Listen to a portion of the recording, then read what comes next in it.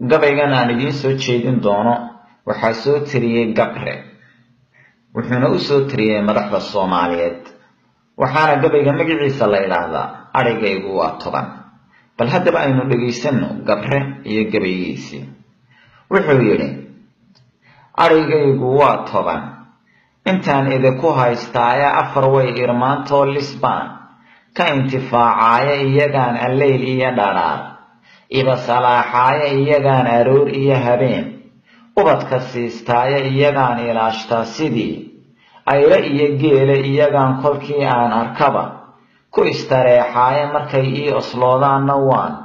wada orgeeyaaya arigayga weeyo adduun aan ka leeyahay afar kalena orgi weeyo oo way onkodayaana in afkoodu buuxay rabaan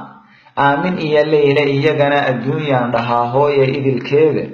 kolkaasay adeerow dhahaan aabba kulligooda kolkaasay ansixiyaan waxaan soo abaabulay adduun ay dhaqdaan iyo malaha aayatiin kale ee aqligoodu waa inay sigaar iibsan karayaan arigayga weeyo iyana waan ilaashtaa aqoonyahan kuwaa sheegtayaan amarka soo sii ahmin weeye naaxo wallay aayad garanayna bal inay abdaalin yihiin aayar baad garane haddii sababa waxay moodayaan ciidulxaramkii axadii waleetaba marbay ku ag wareegaan axmaarada dhulkooday kusoo imro qaataan adna mool kuwaa aaminsan iyaga weeyaan arigayga weeyo iyana aan ilaashtaan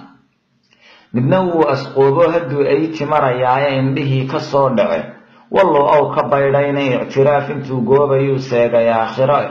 aqoonsiga wuxuu moodayaa eyda reer yurube arigayga weeyo isana waan ilaashtaa mid kaloo islaanaa jirto uusku weyn yahay anigaa aroosto daraadiib ku soo helay anigaa abaashay alleylii arrimistaa sidii ooridaydoo kaley uunsi shidataa uur baabay leedoo dhowaan way umulaysaa arigayga weeyo iyana waan ilaashtaa al-shabaabna anigaa unkoo siiye agabkooda wixii aan idhaahday durbaba aayar fuliyaane amarkayga mooye wax kale maba ismaacaana waxa ii addeecaan sidaan uumay oo kale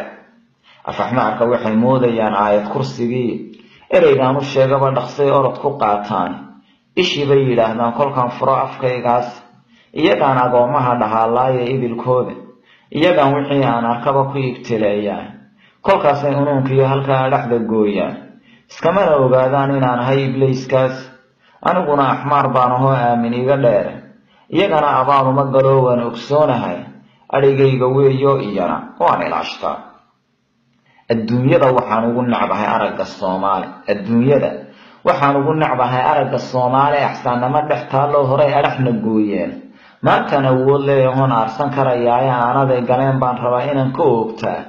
waa inaan haddaba wafihii adhaxda gooyaa waa inaan adduunyada ka tiro idilka Soomaali waa inaan axsaan uma gale eber ka siiyaa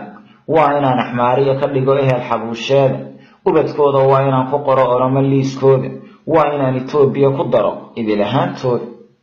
waa inaan Itoobiya ku